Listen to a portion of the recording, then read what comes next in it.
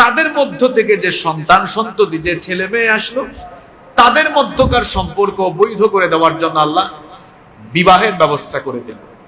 এখন তো কত মানুষ চতুর্দিকে, পাহাড়তলিতে একজন বাস করে, আগ্রাবাদে আরেকজন বাস করে, পাহাড়তলির ছেলের সাথে আগ্রাবাদের মেয়ের বিবাহ হচ্ছে। কিন্তু আদম আলাইহিস সালাম আর হাওয়া আলাইহিস সালামের কাছ থেকে যে সন্তান সন্ততি এসেছে, তখন তো এত মানুষ ছিল না, তখন বিবাহ শাদী কিভাবে হতো? আদম আলাইহিস সালামের ছেলে মেয়েদের মধ্যে কিভাবে বিয়ে হতো? এক গর্ভের ছেলের সাথে অন্য গর্ভের মেয়েকে বিয়ে দেওয়া হতো। আদম আলাইহিস সালামের স্ত্রী আমাদের মা হাওয়া আলাইহিস সালামের গর্ভে আল্লাহ একসাথে দুইটা সন্তান দিতেন। কয়টা সন্তান দিতেন? একটা ছেলে এবং একটা মেয়ে, একসাথে দুইটা জন্ম নিত। পরবর্তীতে যখন এর পরের গর্ভে আরো দুইটা সন্তান ছেলে মেয়ে আসতো, এই দুই গর্ভের ছেলে মেয়েরা যখন বড় হয়ে যেত, এক গর্ভের ছেলের সাথে অন্য গর্ভের মেয়ের বিবাহ দেওয়া হতো। এভাবেই সেই সময় বৈবাহিক প্রক্রিয়া ছিল। বিবাহ হচ্ছে এমন একটি প্রক্রিয়া, বিবাহ হচ্ছে এমন একটি পদ্ধতি যেটি মানব সৃষ্টির সূচনাকাল থেকে চলে এসেছে, এখনো আছে, কিয়ামত পর্যন্ত থাকবে। এটি হচ্ছে নরনারী একসাথে থাকা, পুরুষ এবং নারী একসাথে বসবাস করার এবং তাদের মধ্যকার সম্পর্ক স্থাপনের বৈধ এবং একমাত্র জায়েজ প্রক্রিয়া। বিবাহ এটি ছিল নবীগণেরও সুন্নাহ, কারণ নবীরাও বিবাহ শাদী করেছেন। নবীরা এমন ছিলেন না যে অতিমানব বা মানুষের স্বভাবের বাহিরে কোনো কিছু তাদের মধ্যে ছিল, এমন নয়। নবীদের সাথে সাধারণ মানুষের পার্থক্য হলো নবীরা হচ্ছেন মাসুম, কিন্তু আমরা যারা সাধারণ মানুষ আমরা মাসুম নই। এমনকি নবীদের কাছে আল্লাহর তরফ থেকে ওহী আসে, কিন্তু সাধারণ কোনো মানুষের কাছে আল্লাহর তরফ থেকে ওহী আসে না। আমাদের সাথে কি জিবরিলের দেখা সাক্ষাৎ হয় নাকি মাঝে মাঝে? আপনাদের হয়? কিন্তু নবী রাসূলদের কাছে ওহী আসতো, এই ওহী তাদের কাছে পাঠাতেন কে? বিবাহ হচ্ছে সকল নবী এবং রাসূলদের সুন্নাহ, তবে ব্যতিক্রম পাওয়া যায়। এক্সেপশন হিসাবে দুই একজন নবী বিবাহ করেন নাই। এদের মধ্যে একজন হচ্ছেন ইয়াহইয়া আলাইহিস সালাম, যার কথা কোরআনে কারিমে এসেছে, এবং কোন কোন মুফাসসির বলেছেন ঈসা আলাইহিস সালামের কথা। কিন্তু ঈসা আলাইহিস সালামের তো এখনো মরণ হয় নাই, তিনি আবারও দুনিয়াতে আসবেন, এসে তিনি দাজ্জালকে হত্যা করবেন। সুতরাং তিনি পরবর্তীতে এসে বিবাহ করবেন কি করবেন না এটা আমাদের অজানা বিষয়, সেজন্য এটা নিয়ে আমাদের কথা বলা উচিত নয়। কিন্তু আল্লাহ তাআলা আমাদের নবীর পূর্বে যত নবী রাসূল পাঠিয়েছেন, নবীগণ বিবাহ শাদী করেছিলেন। এজন্য আল্লাহ তাআলা কোরআনুল কারীমের 13 নম্বর সূরা সূরাতুর রা'দের 38 নম্বর আয়াতে বলছেন, ওয়ালাকাদ আরসালনা রুসুলাম মিন ক্বাবলিকা ওয়া জাআলনা লাহুম আযওয়াজান ওয়া যুররিয়্যা। আল্লাহ তাআলা বলছেন, আর অবশ্যই আমি আপনার পূর্বে অসংখ্য রাসূল পাঠিয়েছি, ওয়া জাআলনা লাহুম আযওয়াজান ওয়া যুররিয়্যা, আর আমি তাদেরকে স্ত্রী এবং সন্তান সন্ততি দিয়েছি। তাদের স্ত্রী ছিল, তাদের সন্তান সন্ততিও ছিল। তিরমিজি শরীফের বর্ণনায় হাদিস এসেছে, আন আবি আইয়ুব আল আনসারী রাদিয়াল্লাহু আনহু قال রাসূলুল্লাহ, সবাই বলেন সাল্লাল্লাহু আলাইহি ওয়াসাল্লাম। হযরত আবু আইয়ুব আনসারী রাদিয়াল্লাহু আনহু হাদিস বর্ণনা করেছেন। তিনি বলেছেন, রাসূল কারীম সাল্লাল্লাহু আলাইহি ওয়াসাল্লাম বলেছেন, আরবাউন মিন সুনানিল মুরসালিন, চারটি বিষয় হলো সকল নবীদের সুন্নাহ। চারটি বিষয় এমন আছে যেটি সকল নবীগণের সুন্নাহ। এক নাম্বার হচ্ছে আল হায়া, হায়া শরম, লজ্জাশীলতা। সকল নবীদেরকে লজ্জাশীল বানিয়েছেন কে? লজ্জাশীলতা হচ্ছে নবীগণের ভূষণ, লজ্জাশীলতা হলো নবীগণের সুন্নাহ। দুই নাম্বার হচ্ছে ওয়াত্তাআত্তুর, সুগন্ধি ব্যবহার করা সকল নবীদের সুন্নাহ। নবীগণ ছিলেন স্মার্ট, দুর্গন্ধ তাদের কাছে ছিল না, তারা সুগন্ধি পছন্দ করতেন। আর আল্লাহর নবীর ব্যাপারে তো হাদিস আছে, আল্লাহর নবীর শরীর থেকে যে ঘাম বের হতো সেই ঘামকেও সাহাবায়ে কেরাম আতর হিসাবে ব্যবহার করতে। 3 নম্বর হলো ওয়াসিওয়াক, মিসওয়াক ব্যবহার করা সকল নবীদের সুন্নাহ। সকল নবীরা কত স্মার্ট ছিলেন দেখেন, মিসওয়াক ব্যবহার করতেন। আমাদের অনেকের মুখের মধ্যে দুর্গন্ধ, নামাজে যখন সুবহান রাব্বিয়াল আলা পড়ে পাশের মুসল্লি দুর্গন্ধে কষ্ট পায়, এমন মানুষও, এইরকম টাইপসের মানুষও নামাজে মাঝে মাঝে পাওয়া যায় কি যায় না? এজন্য মসজিদে আসার আগে মিসওয়াক ব্যবহার করবেন, পকেটের মধ্যে মিসওয়াক রেখে দিবেন, কারণ মিসওয়াক ব্যবহার করা সকল নবীদের সুন্নাহ। 4 নম্বর হলো নিকাহ, বিবাহ সকল নবীদের সুন্নাহ। এজন্য অন্য হাদিসে নবীজি বলেছেন আন-নিকাহু মিন সুন্নতি, বিবাহ হলো আমার অন্যতম একটি সুন্নাহ। ফামান রাগিবা আন সুন্নতি ফালাইসা মিন্নি, যে এই সুন্নতকে অবহেলা করে সে আমার উম্মতের অন্তর্ভুক্ত হতে পারে না। তাহলে বোঝা গেল বিবাহ একদিকে শরীয়তের একটি গুরুত্বপূর্ণ হুকুম, আল্লাহর বিধান, অন্যদিকে নবীদেরও সুন্নাহ। যে বিবাহ নারী পুরুষের সম্পর্ক স্থাপনের বৈধ প্রক্রিয়া এবং শরীয়তের অন্যতম একটি হুকুম, আল্লাহর বিধান, রাসূলের সুন্নাহ, নবীগণের সুন্নাহ, এই বিবাহের ভেতরে আমাদের জন্য নানাবিধ ফায়দা রয়েছে। বিবাহের মধ্যে কি কি উপকারিতা রয়েছে আমরা এবার সেগুলো তুলে ধরছি। নাম্বার 1, নাম্বার, বিবাহের মাধ্যমে লজ্জাস্থান এবং চোখের হেফাজত হয়। সুবহানাল্লাহ। পৃথিবীতে নারী ঘটিত যত অপরাধ সংগঠিত হয়, নারী ঘটিত অপরাধগুলো সংগঠিত হয় চোখের দ্বারা আর লজ্জাস্থানের দ্বারা। কি বলেন, কথা ঠিক না বেঠিক? নারী ঘটিত অপরাধ কি দিয়ে হয়? চোখ আর চক্ষুকে বলা হয় হৃদয়ের আয়না। প্রথমে এই চক্ষু ছবির কাজ করে, ক্যামেরার কাজ করে, একটা নারীকে দেখে, ক্যাপচার করে, তারপরে হৃদয়ের আয়নায় এটাকে সে নানাভাবে ভাবতে থাকে। এরপরে যদি ওই লোকটার ভেতরে আল্লাহর ভয় না থাকে, লজ্জাস্থানের অপব্যবহার করে জিনা ব্যভিচারে ধাবিত হয়ে যায়। আল্লাহর হাবিব বলেছেন বিবাহ করো, তাহলে চক্ষু এবং লজ্জাস্থানের হেফাজত হয়ে যাবে। সুবহানাল্লাহ।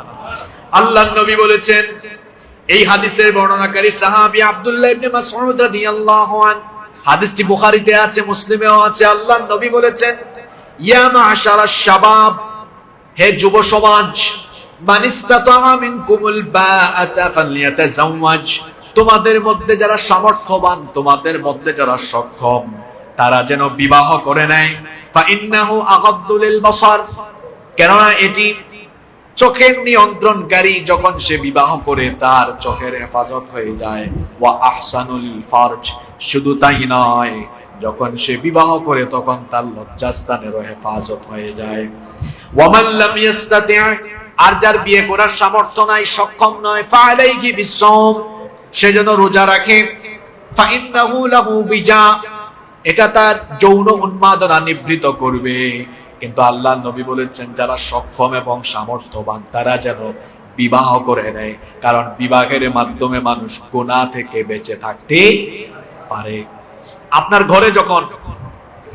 ঘরেই যখন স্ত্রী থাকবে তখন তো আর পরনারীর দিকে তাকানোর প্রয়োজন পড়ে না, কারণ আপনার চোখের প্রশান্তির জন্য ঘরে একজন আছে না নাই? আপনি ঘরে গিয়ে একদম টপ টু বটম দেখেন, অসুবিধা আছে? কথা বলেন, অসুবিধা আছে? চোখের প্রশান্তি এটা আপনার ঘরেই যখন থাকবে, বাহিরে আর তাকানোর প্রয়োজন পড়বে না। আপনার ঘরেই যখন একজন থাকবে তখন তো বাহিরে গিয়ে আকাম কুকাম করার দরকার পড়বে না, তখন আপনার লজ্জাস্থানের হেফাজত হয়ে যাবে। তাহলে বিবাহের প্রথম ফায়দা হচ্ছে এর দ্বারা চক্ষুদ্বয়ের হেফাজত হয়, লজ্জাস্থানেরও হেফাজত হয়। এর মাধ্যমে একজন মানুষ পবিত্র থাকতে পারে। সুবহানাল্লাহ।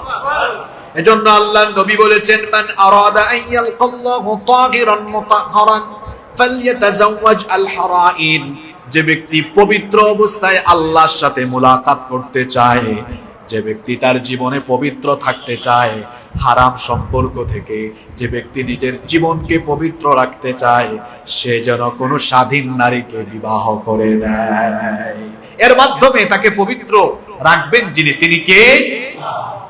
শুধু তাই নয়, কোরআনে কারীমে বলা হয়েছে স্বামী স্ত্রী একজন আরেকজনের পোশাক স্বরূপ। সুবহানাল্লাহ।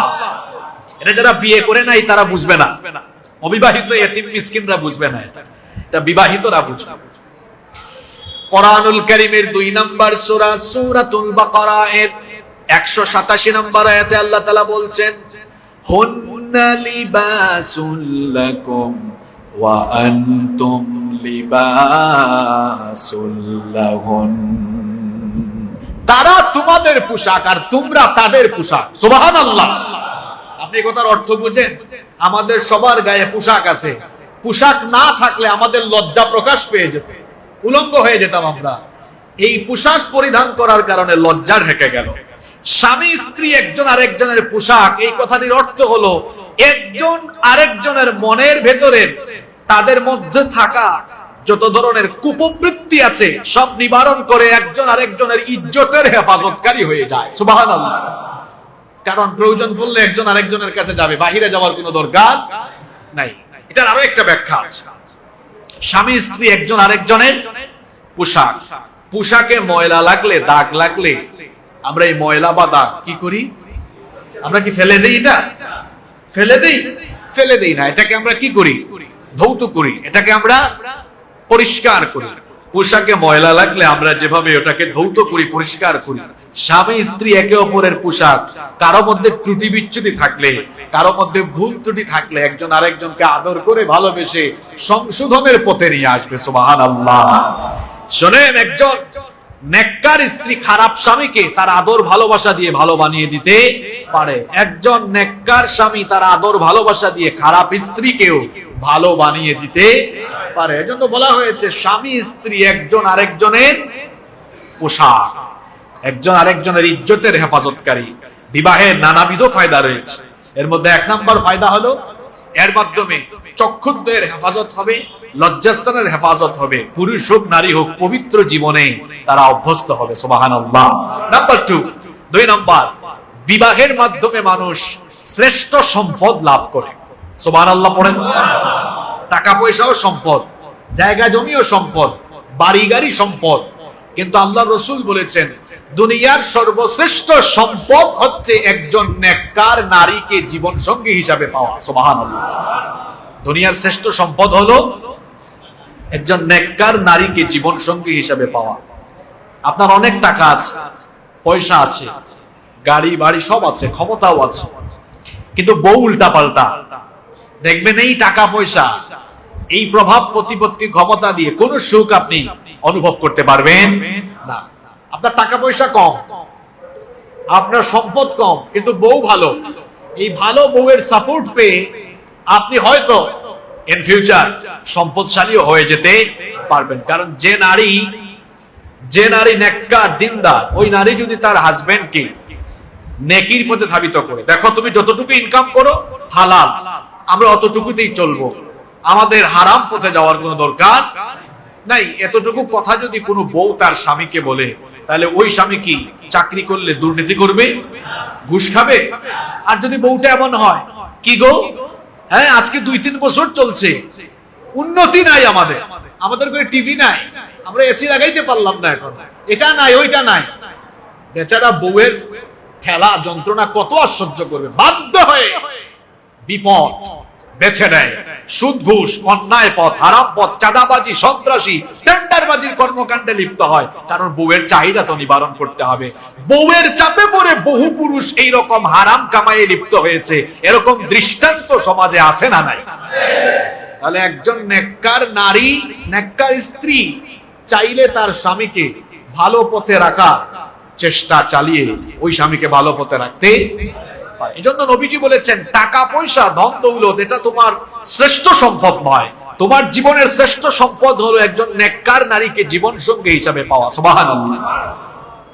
এজন্য আল্লাহর নবী বলেছেন, হাদিসটি মুসলিম শরীফে এবং ইবনে মাজাহ এসেছে, নবীজি বলেছেন আদ-দুনিয়া মাতা দুনিয়ায় যা আছে সবকিছুই হলো সম্পদ। ওয়া খায়রু মাতা'আদ দুনিয়া আল মারআতুস সালিহা, আর দুনিয়ার সকল সম্পদের মধ্যে নেককার নারী হচ্ছে সর্বশ্রেষ্ঠ সম্পদ। অন্য হাদিসে এসেছে আল্লাহর নবী বলেছেন, মান রাযাকাহুল্লাহু ইমরাআতান সালিহা ফাকাদ আ'আনাহু আলা শাতরি দীনি। আল্লাহর হাবিব বলেছেন, আল্লাহ তাআলা যে ব্যক্তিকে দয়া করে নেককার স্ত্রী দান করেছেন, ওই ব্যক্তিকে যেন আল্লাহ তাআলা ইসলামের অর্ধেক নিয়ামত দান করে দিয়েছে। একজন নেককার মেয়েকে স্ত্রী হিসাবে পাওয়া মানে হলো ইসলামের অর্ধেক নিয়ামত পেয়ে যাওয়া। যারা সুবহানাল্লাহ পড়লেন না, বাসায় গিয়ে পড়বেন নাকি? একটু কথা বুঝেন নাই? হ্যাঁ, একজন নেককার মেয়েকে ঝাঁকানাকা জরিনা সকিনা না, একজন নেককার মেয়েকে স্ত্রী হিসাবে পাওয়া মানে হলো আল্লাহর দ্বীন ইসলামের অর্ধেক নিয়ামত পেয়ে যাওয়া। সুবহানাল্লাহ। যুবকরা ঝাঁকানাকা অর্ধ উলঙ্গ জরিনা সকিনার পিছনে দৌড়ায় না। একজন নেককার নারীকে জীবন সঙ্গী হিসাবে পাওয়া মানে হলো ইসলামের অর্ধেক নিয়ামত পেয়ে যাওয়া। তো অর্ধেক পেলে বাকি আছে আরো, বাকি অর্ধেক লাগবে না আপনাদের? লাগবে কিনা? বাকি অর্ধেক আছে কোথায়? আল্লাহর নবী বলেছেন, ফালইয়াত্তাকিল্লাহা ফিল নিসফিল বাকি। বাকি অর্ধেক যদি পেতে চাও, জীবনের সকল ক্ষেত্রে আল্লাহকে ভয় করে চলো, বাকি অর্ধেকও আল্লাহ তোমাকে দিয়ে দিবেন। আল্লাহর নবী বলেছেন, জীবদ্দশায় দুনিয়াতে থাকা অবস্থায় যে ব্যক্তি চারটা জিনিস পেয়েছে, সে হলো দুনিয়ার সবচেয়ে সুখী মানুষ। কয়টা জিনিস? আরবাউম মিনাস সাআদা। চারটি জিনিস যে পেয়ে গিয়েছে, সে দুনিয়ার সকল সুখ পেয়ে গিয়েছে। এর মধ্যে এক নাম্বার হলো আয-যাওজাতুস সালিহা, নেককার স্ত্রী। দুই নাম্বার হচ্ছে ওয়াল মাসকানুল ওয়াসি', প্রশস্ত বাড়ি। তিন নাম্বার হলো ওয়াল জারুস সালিহ, নেককার প্রতিবেশী। চার নাম্বার হলো ওয়াল মারকাবুল হানি, একটি উত্তম বাহন।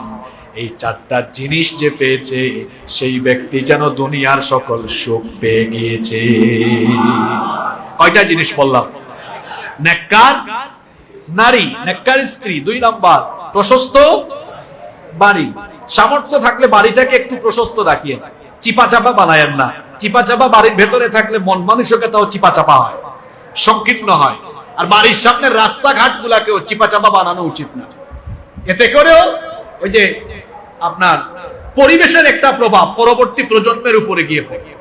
আমরা অনেকে আছি বাড়ি বানানোর উপরে, এরপরে আরো 3-4 ফুট দেয়াল রাস্তা থেকে দখল করে নিই আমরা। এরপরে যখন সুযোগ মতো ভাঙাভাঙি শুরু হয়, ওইটা তো যায়ও যায়, বাড়ির দেয়াল শুদ্ধা যায়। আছে না নাই? অনেকে কোটি কোটি টাকার বাড়ি বানায়, কিন্তু 10 কোটি টাকার বাড়িতে একটা গাড়ি নিয়ে, অ্যাম্বুলেন্স নিয়ে ঢোকা যায় না। এই বাড়ি মূল্যহীন। এজন্য বাড়ির আগে রাস্তা তৈরি করা উচিত। বাড়ির আগে কি তৈরি করা উচিত? এজন্য যে কোনো জায়গায় একটা আবাসিক এলাকা হলে পড়ে, ওই আবাসিক এলাকার মানুষজন একসাথে বসে মিটিং করা উচিত।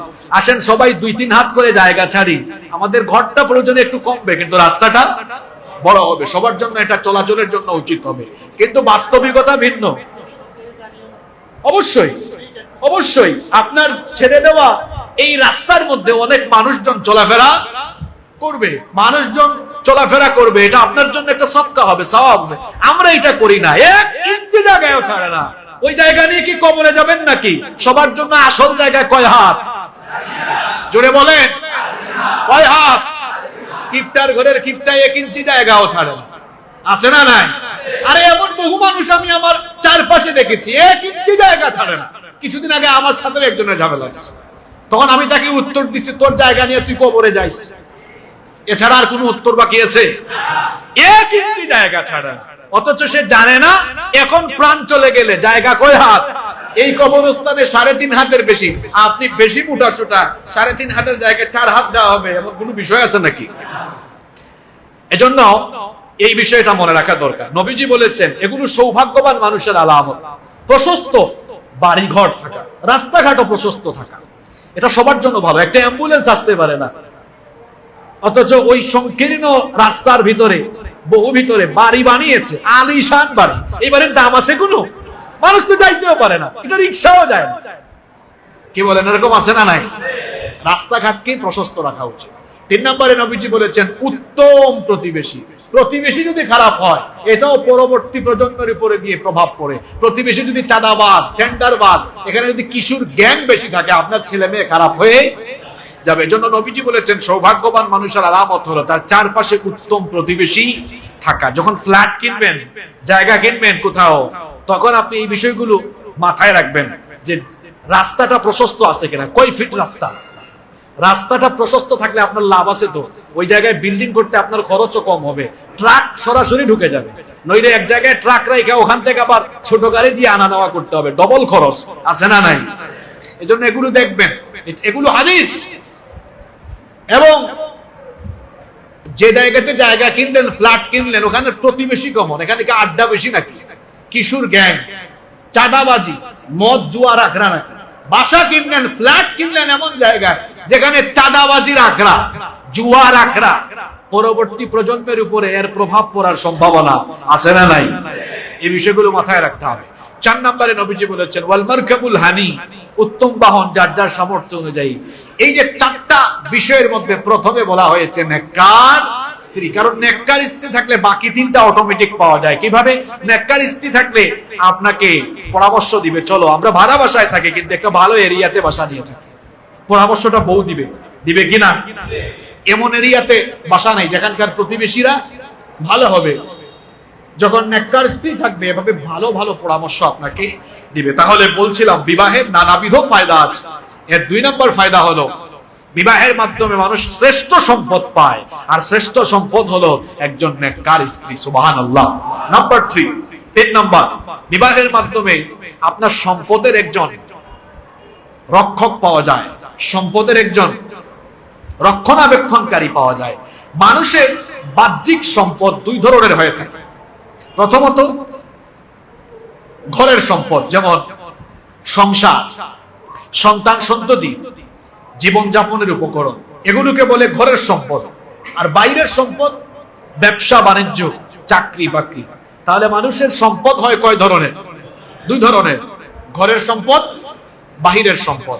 এখন বাহিরের চাকরি বাকরি, ব্যবসা বাণিজ্য, এগুলো না হয় আপনি দেখাশোনা করছেন, আপনার 24 ঘন্টার মধ্যে 8, 10, 12 ঘন্টা ওইদিকে চলে যাচ্ছে। ওইদিকে যে বাসা ফেরে আসলেন, বাসার এত জিনিসপত্র, সন্তানাদি, এই বাসার সম্পদ, এগুলো রক্ষণাবেক্ষণের জন্য একজন মানুষের দরকার আছে না নাই? তিনি হচ্ছেন আপনার স্ত্রী। মানুষ যখন ব্যাচেলর থাকে, ঘর বাড়ি অগুছালো, ঠিক আছে, আপনার বউ যখন থাকবে সব গুছিয়ে রাখবে, সন্তানগুলোর দেখাশোনা করবে। এই জায়গাতে এসে ইসলাম বিরোধীরা, বিশেষ করে নাস্তিক, মোরতাদ, বামরামরা বলে যে ইসলাম আর বিশেষ করে এদেশের মোল্লারা নারীদেরকে চায় ঘরের ভিতরে আটকায় রাখতে। আর তারা নারীবাদী হয়ে, নারীর প্রতি খুব আন্তরিক হয়ে তারা নারীদের সম্পর্কে অনেক সুন্দর সুন্দর কথা বলে আমার দেশের অবলা সরলা মা বোনদেরকে বাড়ির ভেতর থেকে বের করে এনে তারপর অধিকার প্রতিষ্ঠান নামে বিভিন্ন হাসপাতালে, বিভিন্ন হোটেলে, বিভিন্ন রেস্টুরেন্টের, বিভিন্ন শপিং মলের রিসিপশনে বসায়া নারীদেরকে তারা বাজারের পণ্য বানিয়েছে। আর ইসলাম তার বিপরীতে কি করেছে? নারীকে রানীর সিংহাসনে বসিয়েছে। ইসলাম নারীকে রানী বানিয়েছে, আর বামরামরা নারীকে চাকরানী বানিয়েছে। ইসলাম নারীকে বানিয়েছে রাজরানী, আর বামরামরা নারীকে বানিয়েছে, কথা বুঝতেছেন আমার? ইসলাম নারীকে বানিয়েছে রাজরানী, আর বামপন্থীরা নারীকে বানিয়েছে চাকরানী। ওরা নারী অধিকারের নামে নারীদেরকে বিভিন্ন জায়গায় চাকরি দিয়ে নারীদেরকে পণ্য বানিয়েছে। আপনি দেখবেন উপস্থাপিকা, সংবাদ পাঠিকা বেশিরভাগ, জোরে বলেন, নারী যেন এক পণ্য হয়ে গিয়েছে। হোটেলে যান, রিসিপশনে আপনি যান, আমি নাম বলবো না, ঢাকাতে যান, যতগুলো 5 স্টার হোটেল আছে দেখবেন এক ছেলে থাকলে 3 জন। বিমানে উঠবেন, বিমানবালা, কেবিন ক্রু, পুরুষ বেশি না নারী বেশি? আর পোশাক আশাকের অবস্থা তো খুব ভালো, মাশাআল্লাহ। কি বলেন আপনারা? তাহলে নারীবাদীরা নারী অধিকারের কথা বলে নারীদেরকে চাকরানী বানিয়েছে, আবার নারীদেরকে পণ্য বানিয়েছে। আর ইসলাম তার বিপরীতে নারীকে বলেছে তুমি ঘরে থেকে রাজত্ব করো। এই শোনো, স্বামীকে বলছে বাসায় আসার সময় 2 কেজি পেঁয়াজ আনিও। এটা হুকুম না? কথা বলেন। চাল শেষ হয়ে গিয়েছে, চাল নিয়ে আসিও তো, বিছানার চাদর আনিও, এটা আনিও, ওইটা আনিও। মানে নারী রানীর মতো ভূমিকায় থেকে তার হাজবেন্ডকে বলছে। সুবহানাল্লাহ। তাহলে ইসলাম নারীকে বানালো কি? জোরে বলেন। আর বামপন্থীরা বানিয়েছে কি? আপনারা কি বানাবেন? কি বানাবেন? এই কথাই হয়তো চাকরিজীবী বোনরা আমার কথায় কষ্ট পেতে পারেন। আমার বোনেরা, চাকরি করা নারীদের প্রয়োজন হতে পারে। একজন বিধবা মহিলা, তিনি কি চাকরি করবেন না? অথবা একজন মহিলা অসহায় জীবনযাপন করছেন, প্রয়োজনে তিনি চাকরি করবেন, ব্যবসা করবেন, এতে কোনো অসুবিধা, সেটা প্রয়োজনের খাতিরে। কিন্তু প্রয়োজন নাই, দরকার আছে। আপনার হাজবেন্ডের অনেক টাকা পয়সা আছে, বা আপনার সবকিছুই আছে, দরকার আছে? আর দরকার নাই। আর একজন নারী যখন বাহিরে চলে যায়, দেখবেন যে সকল পরিবারে নারী পুরুষ উভয়ই বাড়ির বাহিরে থাকে, এদের ঘর বাড়ি বেশি অগোছালো থাকে। যে বাসা বাড়িতে ঢুকে দেখবেন বাসা বাড়ি অগোছালো, বুঝবেন এই ঘরের মহিলা ঘরের থেকে বাইরে থাকে বেশি।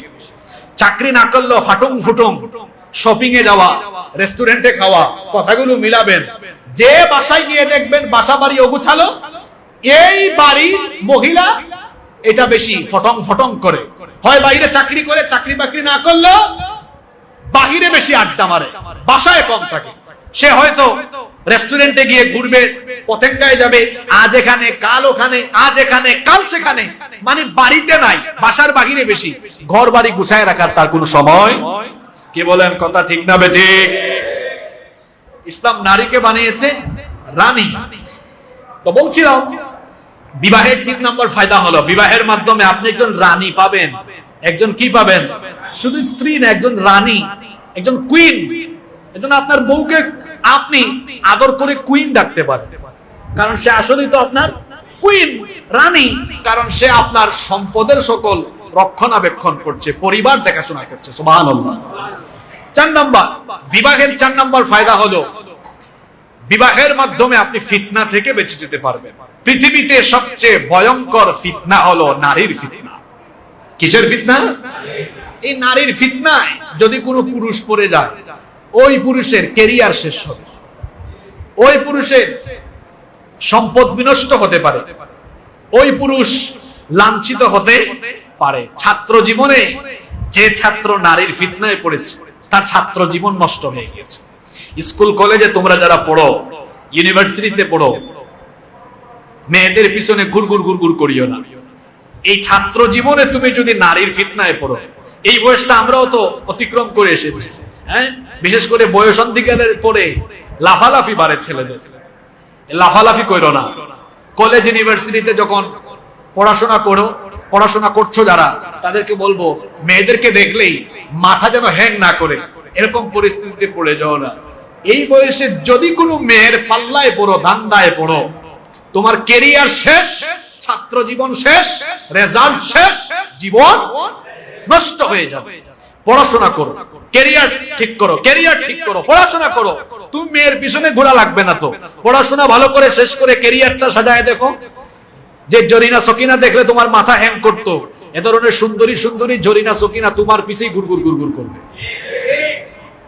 তো নিজে না ঘুরে ঘুরানোর মতো পর্যায়ে নিজেকে নিয়ে যাও, নিজের কোয়ালিটি এমন জায়গায় নাও। এটা ছাত্র ভাইদেরকে বলছি, যারা পড়াশোনা করছো, নিজেদের ক্যারেক্টারের প্রতি যত্নবান হও। ছাত্র বয়সে নারীর ফিতনায় পড়ো না। আর ব্যবসায়ী যারা, অনেক নারীরা কিন্তু ব্যবসায়ীদেরকে খুব পছন্দ করে, কারণ ব্যবসায়ীদের কাছে জিনিস আছে। কি আছে? ব্যবসায়ীদের কাছে জিনিস আছে। তো ওই মালই জিনিস, জিনিসই মাল, একটা আরবি আর একটা বাংলা। ব্যবসায়ীদের কাছে মাল সম্পদ আছে, টাকা কড়ি আছে। এজন্য অনেক নারীরা ব্যবসায়ীদেরকে টার্গেট করে। যে ব্যবসায়ী এদের ফাঁদে পড়ে যায়, অবস্থা সিরিয়াস হয়ে। শুধু তাই নয়, মেয়েরা রাজনীতিবিদদেরকেও ফাঁদে পেলে, ওই যে টাকলা ছিল না, মনে আছে আপনাদের? তার বান্ধবী তারে কি কামটা করলো, দুইজনে আবার এক মার্কা নিয়ে নির্বাচনও করলো, এক মার্কা নিয়ে নির্বাচনও করলো। নারীর ফিতনা আর মানুষের উপরে জুলুম, এই দুটো জিনিসের পরিণতি কিন্তু বড় ভয়ানক। জুলুমের পরিণতিও বড় ভয়াবহ। আপনি যদি মানুষের উপর জুলুম করেন, এটার পরিণতি আখিরাতে তো আছেই, তবে জুলুমের পরিণতি নবীজি বলেছেন, জুলুমের বিচার আল্লাহ দুনিয়া থেকে শুরু করে দেন। আপনি মানুষের উপর জুলুম করবেন, মানুষকে খুন করবেন, মানুষকে খুন করে রাস্তাঘাটে ফেলে দিবেন, আপনাকেও খুন করে রাস্তাঘাটে মানুষ ফেলে দিবে। আপনি খুন করে কোন মায়ের সন্তানকে টুকরা টুকরা করে ফেলবেন, সময়ের ব্যবধানে আপনাকেও কাইটা কুইটা কিমা বানায়া টয়লেট দিয়া ছাইড়া দিবে। কি বলেন, এরকম আছে না নাই? আমি নাম না হয়ে না নিলাম, এরকম পরিস্থিতিতে পড়তে হবে। আপনি অন্যায়ভাবে মানুষ হত্যা করবেন, আপনাকেও দেখবেন কে কোত্থেকে এসে মেরে ফেলেছে, কেউ জানবেও না। জুলুম করবেন, এর পরিণতি আপনাকে দুনিয়াতে ভোগ করতে। জুলুমের পরিণতি বড় ভয়াবহ। নবীজি বলেছেন, ইত্তাকুয যুলম ফাইন্নায যুলমা যুলুমাতুন ইয়াউমাল কিয়ামা। জুলুম থেকে বেঁচে থাকো, জুলুমের পরিণতি হবে ভয়াবহ অন্ধকার কিয়ামতে। আল্লাহ তাআলা আমাদেরকে হেফাজত করেন। নারীর ফিতনা, এটা বড় মারাত্মক ফিতনা। নবীজি বলেছেন, মা তারাকতু বাদি ফিতনাতান আদাররা আলার রিজালি মিনান নিসা। আমার ওফাতের পরে, আমার ইন্তেকালের পরে আমার উম্মতের জন্য, আমার উম্মতের পুরুষদের জন্য সবচেয়ে ভয়ঙ্কর ফিতনা হবে নারীর ফিতনা। এই নারীর ফিতনা থেকে বেঁচে থাকার একটা অন্যতম উপায় হলো বিবাহ করে ফেলা। আপনার ঘরেই যদি থাকে তাহলে আর অন্য নারীদের দিকে যাওয়ার কোনো দরকার আছে? নাম্বার 5, বিবাহের 5 নম্বর ফায়দা হলো, উপকার হলো, যে ব্যক্তি নিজের চরিত্রকে ঠিক করার জন্য বিবাহ করবে, আল্লাহ তাআলা ওই ব্যক্তিকে নিজ দায়িত্বে হেফাজত করবেন, আল্লাহ ওই ব্যক্তিকে সাহায্য করবেন। সুবহানাল্লাহ। শুনেন, আপনাদেরকে একটা হাদিস শোনাই। তিরমিজি শরীফে হাদিস এসেছে। হাদিস বর্ণনাকারী সাহাবী হচ্ছেন, সবচেয়ে বেশি যিনি হাদিস বর্ণনা করেছেন, সাইয়্যিদুল মুহাদ্দিসিন আবু হুরায়রা রাদিয়াল্লাহু আনহু। তিনি বলেছেন, আল্লাহর নবী বলেছেন, সালাতাতুন হাক্কুন আলাল্লাহি আযজা ওয়া জাল্লা আউনুহুম। 3 ব্যক্তিকে আল্লাহ তাআলা অবশ্যই সাহায্য করবেন। 1 নাম্বার হচ্ছে আল মুকাতাবুল্লাযী ইউরিদুল আদা, যে কৃতদাস মুক্তিপণ পরিশোধ করে স্বাধীন হতে চায়, ওই ব্যক্তিকে আল্লাহ সাহায্য করবেন, স্বাধীন হওয়ার ব্যবস্থা করে দিবেন। 2 নাম্বার হচ্ছে ওয়ান্নাকিহুল্লাযী ইউরিদুল আফাফ, বিবাহ উদ্যমী ব্যক্তি, যে ব্যক্তি বিয়ের মাধ্যমে নিজেকে পবিত্র বানাতে চায়, ওই ব্যক্তিকেও আল্লাহ তাআলা সাহায্য করবেন। সুবহানাল্লাহ। 3 নাম্বার হলো, নবীজি বলেছেন, ওয়াল মুজাহিদু ফি সাবিলিল্লাহ, যে মুজাহিদ আল্লাহর রাস্তায় জিহাদ করে, জিহাদরত ওই মুজাহিদকেও যিনি সাহায্য করেন তিনি কে? এই 3 ব্যক্তির জন্য আল্লাহর সাহায্য অবধারিত। তার মধ্যে এক ব্যক্তি হচ্ছে, যে ব্যক্তি চরিত্রকে ঠিক রাখার জন্য বিবাহ করতে চায়, ওই ব্যক্তিকে আল্লাহ নিজে হেফাজত করবেন, নিজে আল্লাহ সাহায্য করবেন। সুবহানাল্লাহ। নাম্বার 6 নাম্বার, কেন বিবাহ করবেন, কেন বিয়ে করা উচিত? অবিবাহিত ভাইরা, বিবাহের মাধ্যমে আপনি উত্তরাধিকার পাবেন, প্রজন্ম পাবেন, টাকা পয়সা, বাড়ি গাড়ি, ধন সম্পদ কবরে গেলে কাজে আসবে না। কিন্তু যদি বিবাহে করেন, বিবাহর পরে যদি আপনি সন্তান সন্ততি পান, এগুলো কবরে গেলে এদের দোয়া কাজে আসবে কি আসবে না? সন্তান সন্ততি অনেক বড় নিয়ামত। যারা বিয়ে শাদী করার পরে বহু বছর ধরে বাচ্চা হচ্ছে না, এই যন্ত্রণা কেবল তারা বুঝে। টাকা পয়সার চাইতেও সন্তান সন্ততি অনেক বড় নিয়ামত। অনেকে লক্ষ লক্ষ টাকা খরচ করছে, সন্তান পাচ্ছে। সন্তান সন্ততি আল্লাহর দেওয়া শ্রেষ্ঠ নিয়ামত। এজন্য আল্লাহ সূরা কাহাফের 46 নম্বর আয়াতে বলছেন, আল মালু ওয়াল বানুনা জিনাতুল হায়াতিদ দুনিয়া ওয়াল বাকিয়াতুস সালিহাতু খায়রুন ইনদা রাব্বিকা সাওয়াবান ওয়া খায়রুন আমালা। আল্লাহ তাআলা বলছেন, আল মালু ওয়াল বানুনা জিনাতুল হায়াতিদ দুনিয়া, মাল সম্পদ আর সন্তান সন্ততি, এগুলো দুনিয়ার শোভা, দুনিয়ার সৌন্দর্য। এগুলো যারা পায় তারা দুনিয়ার নিয়ামত পেয়ে যায়। সুবহানাল্লাহ। আপনি যখন মারা যাবেন, এই নেককার সন্তানগুলো আপনার উত্তরাধিকার হয়ে আপনার জন্য দোয়া করবে। নবীজি বলেছেন, ইযা মাতাল ইনসান ইনকাতা আনহু আমালুহু ইল্লা মিন সালাসা, মানুষ যখন মারা যায় তার সকল আমলের ধারাগুলো বন্ধ হয়ে যায়, আমলের সওয়াব বন্ধ হয়ে যায়, কিন্তু তিনটি জিনিসের সওয়াব মানুষ কবরে গিয়েও পায়। এক নাম্বার হলো সদকাতুন জারিয়া, সদকায়ে জারিয়ার সওয়াব। দুই নম্বর হচ্ছে ইলমুন ইউনতাফাউ বিহি, এমন ইলম যে জ্ঞানের মাধ্যমে মানুষ উপকার লাভ করে। তিন নাম্বার হলো ওয়ালাদুন সালিহুন ইয়াদউ লাহু, এমন নেককার সন্তান যে নেককার সন্তান তার মা বাবার জন্য দোয়া করে। আপনি কবরে যাবেন, সন্তান আপনার জন্য দোয়া করবে। এই সন্তান পাওয়ার, বৈধ সন্তান পাওয়ার মাধ্যম হলো, জোরে বলেন, বিবাহ ছাড়া যে সন্তান হয় এটা বৈধ না অবৈধ সন্তান? এটা বৈধ না অবৈধ? তাহলে সন্তান পাওয়ার বৈধ মাধ্যম হলো বিবাহ। আর নবীজি বলেছেন তাজাওয়াজুল ওয়ালুদাল ওয়াদুদ, অধিক সন্তান প্রসবনকারী, অধিক সন্তান প্রসবকারী নারীদেরকে বিবাহ করো। এখন তো অনেকে আছে বিয়ের পরে বাচ্চা নিতে চায় না, 3 বছর 4 বছর, বউকে বলে দরকার নাই। কি বলেন, এরকম মানুষ আছে না নাই? এটা যারা করে মারাত্মক পর্যায়ের গুনাহ। যদি সমস্যা থাকে সেটা ভিন্ন কথা, সমস্যা ছাড়া যারা দেরি করবে অবশ্যই তারা আল্লাহর দেওয়া একটা নিয়মের বিধানের লঙ্ঘন করবে। অনেকে আছে একটা দুইটা নেওয়ার পরে আর নিতে চায় না। আমাদের পূর্বে আমাদের বাপ চাচারা 6টা 7টা 8টা 10টা সন্তান ছিল, না খাইয়া মইরা গেছে নাকি? কথা বলে। আমার দাদাই তো 2 বিয়ে করছে, এতগুলা সন্তান তো না খেয়ে তো মরে নাই। কি আর না খেয়ে মরেছে? আমি আমার বাপ চাচার থেকে গল্প শুনেছি, নিজের ঘরের মানুষ তো খাইছে খাইছে, প্রত্যেক দিন আশেপাশের অনেক অভাবী মানুষকে তারা খাইয়েছে। সুবহানাল্লাহ, বরকত ছিল। এখন 2-3 জনের ফ্যামিলি, 4-5 জনের ফ্যামিলি, বরকত, অভাব আর অভাব। প্রত্যেকটা মানুষ রিজিক নিয়ে জন্মায়, রিজিকের মালিক আমরা না, আল্লাহ। আমরা শুধু ওসিলা। প্রত্যেকটা মানুষ রিজিক নিয়ে আসে।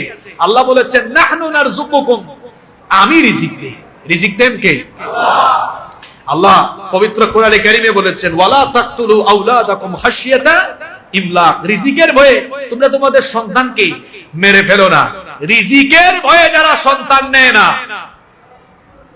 যারা রিজিকের ভয়ে সন্তান নেয় না, এরা শুক্রাণু হত্যাকারী, ভ্রূণ হত্যাকারী। রিজিকের ভয়ে সন্তান না নেওয়া এটা হচ্ছে মারাত্মক পর্যায়ের খোদাদ্রোহিতা। রিজিকের মালিক আপনি নন, রিজিকের মালিক কে? তো স্লোগান শিখিয়ে দিয়েছে 2টি সন্তানের বেশি নয়, একটি হলে। আর ওইদিকে ইহুদিরা যে বেশি সন্তান দিতে পারবে তাকে তারা পুরস্কার দেয়।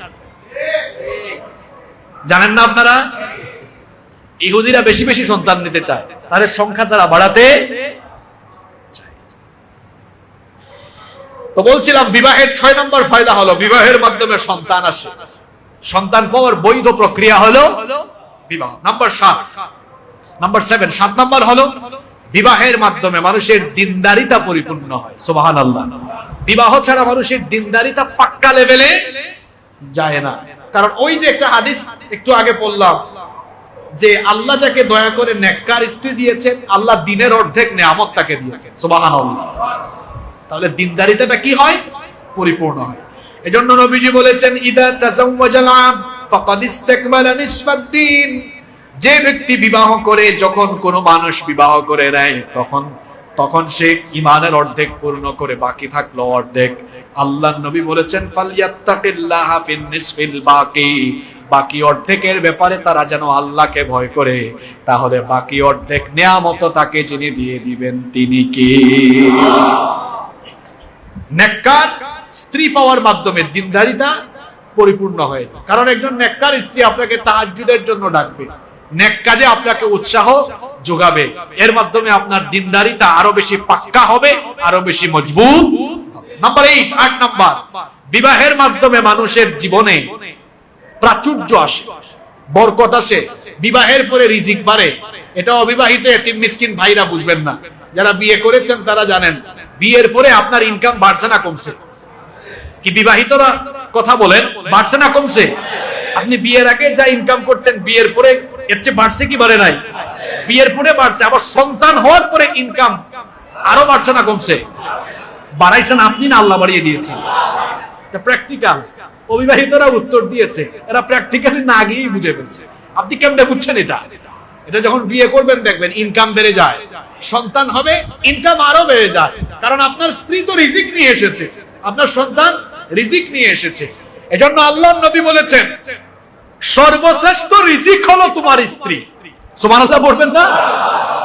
সর্বশ্রেষ্ঠ রিজিক হলো তোমার, এটার মাধ্যমে তোমার রিজিকে আরো প্রাচুর্য আসবে, বরকত আসবে।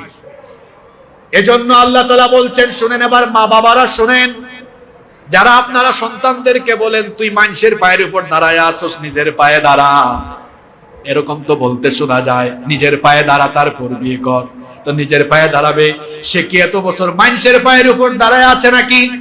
দারিদ্রতার ভয়ে, অভাব অনটনের ভয়ে এই কথা বলবেন না, বরং আল্লাহ কি বলছেন শুনেন। কোরআনুল কারীমের 24 নম্বর সূরা সূরাতুন নূরের 32 নম্বর আয়াতে আল্লাহ বলছেন, ওয়া আনকিহুল আয়ামা মিনকুম ওয়াস-সালিহিনা মিন ইবাদিকুম ওয়া ইমাইকুম ওয়া ইয়াকুনু ফুকারা আয়ুগনিহিমুল্লাহু মিন ফাদলি ওয়াল্লাহু ওয়াসিউন আলীম। আল্লাহ তাআলা বলছেন তোমাদের মধ্যকার অবিবাহিত নারী পুরুষদের তোমরা বিবাহ দাও, ইয়াকুনু ফুকারা, যদি তারা দরিদ্র হয়, যদি তাদের অভাব অনটন থাকে, যখন তোমরা তাদেরকে বিয়ে দিয়ে দিবে, ইউগনিহুল্লাহু মিন ফাদলি, আল্লাহ দয়া করে অনুগ্রহ করে তাদেরকে ধনী বানায় দিবেন, অর্থাৎ আল্লাহ তাদের দারিদ্রতা দূর করে তাদের রিজিক বাড়ায়া দিবে, রিজিক বেড়ে যাবে। রিজিকের দায়িত্ব তো আপনার নয়। এজন্য আল্লাহ কোরআনে কারীমে বলছেন, ওয়া মা মিন দাব্বাতিন ফিল আরদি ইল্লা আলাল্লাহি রিজকুহা, জমিনে বিচরণকারী যত প্রাণী আছে সকলের রিজিকের দায়িত্ব যার কাছে, তিনি কে? বিবাহ করবেন, বরকত চলে আসবে, সম্পদে, ইনকামে, উপার্জনে বরকত দান করে দিবেন কে? 9 নম্বর, বিবাহের মাধ্যমে শারীরিক প্রশান্তিও পাবেন, আত্মিক প্রশান্তিও পাবেন। পেটের ক্ষুধা যেমন আছে, মানুষ প্রাপ্তবয়স্ক হলে তার যৌবনের ক্ষুধাও আছে, তো আত্মিক শারীরিক দুই ধরনের পরিতৃপ্তি সে লাভ করবে। এজন্য আল্লাহ তাআলা কোরআনে কারীমে বলছেন, সূরা রুমের 21 নম্বর আয়াত, وَمِنْ آيَاتِهِ أَنْ خَلَقَ لَكُم مِّنْ أَنفُسِكُمْ أَزْوَاجًا لِتَسْكُنُوا إِلَيْهَا وَجَعَلَ بَيْنَكُم مَّوَدَّةً وَرَحْمَةً إِنَّ فِي ذَلِكَ لَآيَاتٍ لِقَوْمٍ يَتَفَكَّرُونَ। আল্লাহ তাআলা বলছেন, আর তোমাদের জন্য আল্লাহর একটা নিদর্শন হলো, তিনি তোমাদের জন্য তোমাদের মধ্য থেকে তোমাদের স্ত্রী সৃষ্টি করেছেন, যাতে তোমরা তাদের কাছে গিয়ে প্রশান্তি লাভ করো, এবং তোমাদের পরস্পরের মধ্যে আল্লাহ ভালোবাসা এবং দয়া সৃষ্টি করে দিয়েছেন। এখানে দুইটা কথা, ওয়াজআলা বাইনাকুম মাওয়াদ্দাতাও ওয়া রাহমা, কি সুন্দর কথা। তোমাদের মধ্যে আল্লাহ ভালোবাসা আর দয়া মায়া সৃষ্টি করেছেন। যৌবন বয়সে বেশি থাকে ভালোবাসা, আর বার্ধক্যকালে ভালোবাসা এটার চাইতে বেশি বাড়ে মায়া, দরদ, আন্তরিকতা। বুড়া বুড়ির মধ্যে কি এক মায়া, বুড়া বুড়ি ছাড়া খায় না, বুড়ি বুড়া ছাড়া খায় না, বুড়া দাঁড়াতে পারে না, বুড়ি এসে দাঁড় করায়, বুড়ি অসুস্থ হয়ে গিয়েছে, বুড়া গিয়ে খাওয়ায় দেয়। ওই বার্ধক্য বয়সে স্বামী স্ত্রীর সম্পর্ক, এটা যখন পারস্পরিক দয়া মায়ায় পরিণত হয়ে যায়, একটা আন্তরিকতা তৈরি হয়ে যায়। সুবহানাল্লাহ। সম্মানিত উপস্থিতি, সম্মানিত মুসল্লিবৃন্দ, এজন্য বলছিলাম যে বিবাহের মাধ্যমে আত্মিক এবং শারীরিক দু ধরনের প্রশান্তি পাওয়া যাবে। আপনি অসুস্থ হয়েছে, এই প্রশান্তিটা শুধু ফিজিক্যাল প্রশান্তি নয়, মানসিকও আছে। দেখবেন আপনি ব্যবসায় লস খেয়েছেন, কোথাও আপনার কোনো সমস্যা হয়েছে, বাসায় ফিরেছেন, স্ত্রী ভালো হলে আপনাকে সান্ত্বনা দিবে, সান্ত্বনা দিবে কি দিবে না? আপনাকে সান্ত্বনা দিবে। শুধু তাই নয়, আপনি বাসায় এসেছেন, দেখবেন আপনার বউ যদি ভালো হয়, হাসি মাখা মুখ, দেখলেই আপনার শরীরের সকল ক্লান্তি দূর হয়ে যাবে। শুধু তাই নয়, আপনি অসুস্থ হয়েছেন, আপনার সেবা করবে। যারা ব্যাচেলর আছেন, অসুস্থ হলে, যাদের মা বাবা আছে, মা বাবা দেখাশোনা করে, মা নাই বাপ নাই, অসুস্থ হলে তো আরেক বিপদ। স্ত্রী থাকবে, আপনাকে দেখাশোনা করবে, সেবা শুশ্রূষাও করবে। আত্মিক, শারীরিক, মানসিক সকল ধরনের প্রশান্তি পাওয়া যায়। নাম্বার 10, 10 নম্বর, বিবাহের 10 নম্বর ফায়দা হলো আপনি আপনার সুখ দুঃখের একজন সাথী পাবেন। আপনার আজীবনের একজন জীবন সঙ্গী, যার সাহচর্য আপনি লাভ করবেন, যার সাথে আপনি সুখ দুঃখ শেয়ার করতে পারবেন, যার কাছে গেলে আপনি আনন্দ অনুভব করতে পারবেন। এই যে বিবাহের 10টা ফায়দা বললাম, এই সকল উপকারগুলো বিবাহের মধ্যে আছে না নাই?